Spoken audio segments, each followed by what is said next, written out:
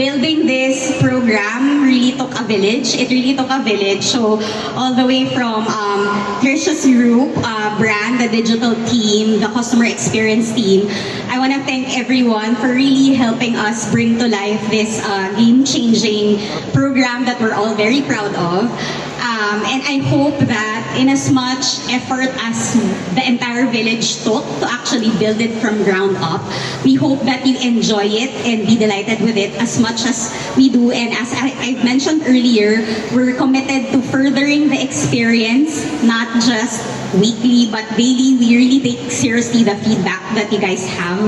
And watch out for the other many exciting offers that are built into the program. And again, thank you to the entire management of Security Bank for believing in investing with this kind of a program to be able to engage our customers. Thank you to my team, Tricia, of course, our CMO, my boss Rahul, who had to leave, and the entire senior management of Security Bank. I hope that you stay around the mall. It's a mall takeover.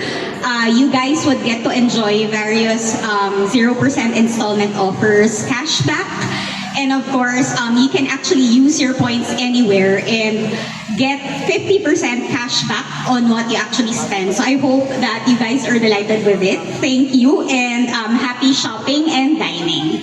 There you go. Thank you so much, Ms. Mericar. And now I'm really excited now to earn points. Okay, so let's have a quick photo of Ms.